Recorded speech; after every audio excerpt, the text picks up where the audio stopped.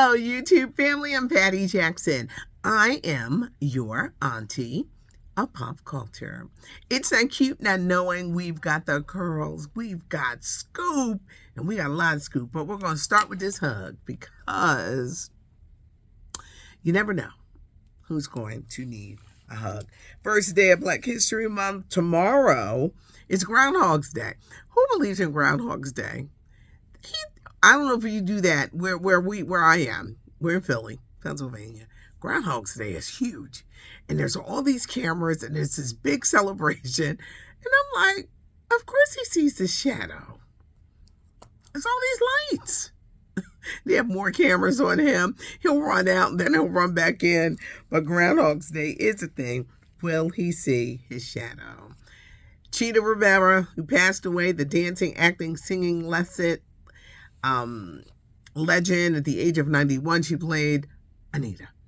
See, when I think of West Side Story, I always think of Maria. She played Anita. I know that.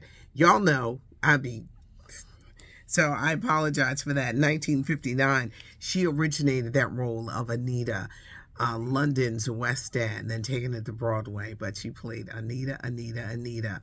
You know what? There's so much to learn about another dancing, singing, acting Broadway legend, Hinton Battle. He was Jamie Foxx's right hand in Dreamgirls, the one with Beyonce and Jennifer Hudson. We lost him this week at the age of 67. 2 docuseries I want to tell you about before we get into the stories. First up, there's MLK/X, Martin Luther King, Malcolm X. It's on National Geo. It's an 8-part series. If you don't have that, it's going to be streaming on Disney Plus and Hulu. Their lives, their wives, how they came to be. 2 men with the same goal, but they had very different tactics. Both were violently killed. And it's a story. It's one of those stories I think you never get enough of hearing, how they came up, because they wanted to fight for civil rights and human rights. Because even though, when you think of it, we ain't all that far removed from slavery. During that turbulent time, 50s and 60s, Black people still weren't being treated right. There were so many things you couldn't do. Something simple as voting. Sitting at a counter, going in the store. There was so much. And they wanted basic human rights. Like, just treat us human. 8-part docuseries that starts tonight. Also tonight, this is over on the Peacock. You got Run DMC, The Kings from Queens.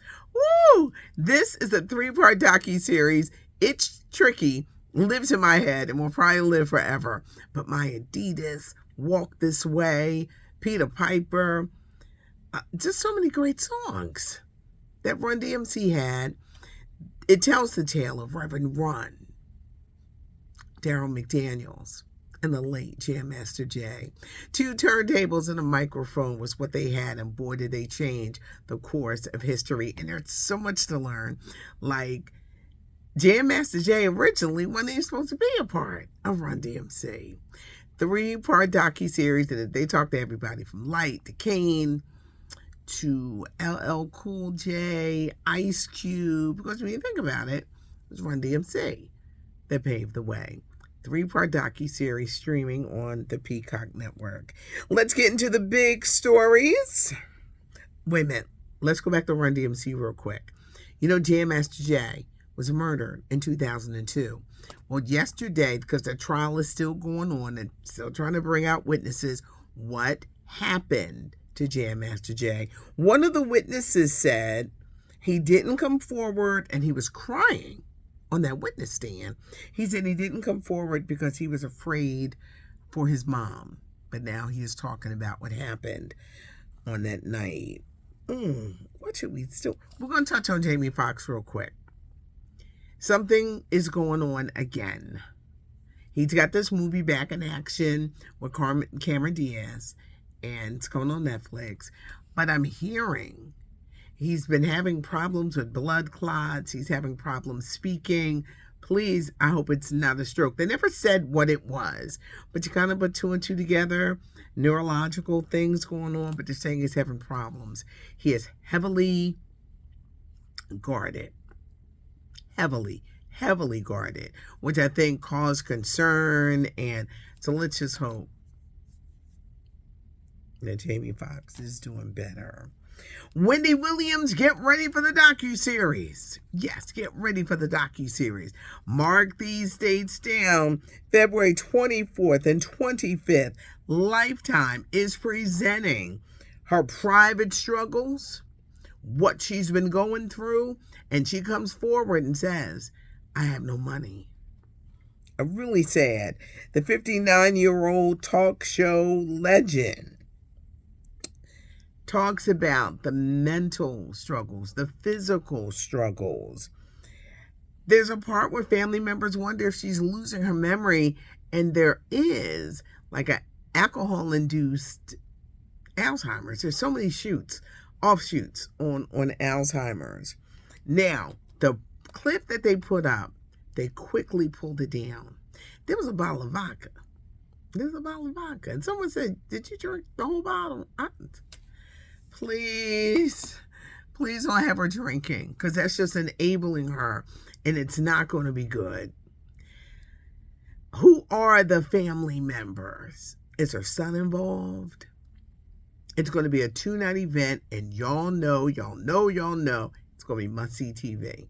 Lifetime, child, every February they got something to have us like tuning in. But the 2-night event, everybody, February 24th and 25th. Justin Timberlake. Okay, y'all know I'm from the Janet group. We still mad about Janet Jackson. He's shady as hell. Over the weekend, he was on Saturday Night Live, and they were promoting his new song, Selfish, and he's doing shows in Memphis, and he's doing shows in New York. Well, he got on stage in New York after Britney graced him and said, if I hurt anybody in my book, then I apologize. Because she talked about the forced abortion, the cheating, how she was treated. And she said, I loved your skit on Saturday Night Live a couple days ago. If you remember, I said she still loves him. But here go Justin, showing his behind. He got on stage talking. I do not owe an apology to absolutely no one. Matter of fact, he said, I don't owe a apology to absolutely no one. You poking the bear? You ever hear that saying, poking the bear? Why you gonna poke the bear with Britney? Britney, I know everything ain't that elevated, going all the way up, but she got a clap back for you. Britney Spears is not playing with anybody. And she said, oh, you out here talking, go cry to your mom like you did the last time. Because when he made this statement, this dig at Britney Spears, it was right before he went to Cry Me a River. Because, the scenario was she cheated on him and he wrote Cry Me a River. Justin, you messy. Now, people trying to forgive you. He's talented. He is so talented, but he is so arrogant. Leave it alone. Leave it alone. Don't even mention it. It's over. But you gonna poke the bear, child. Every time that child put up a video, it's probably something directed at him. Because she was obviously very hurt. Some people don't get over some hurts. I couldn't believe it. I said, the arrogancy, the audacity. He is feeling himself when he got on that stage. But Justin, let all that go.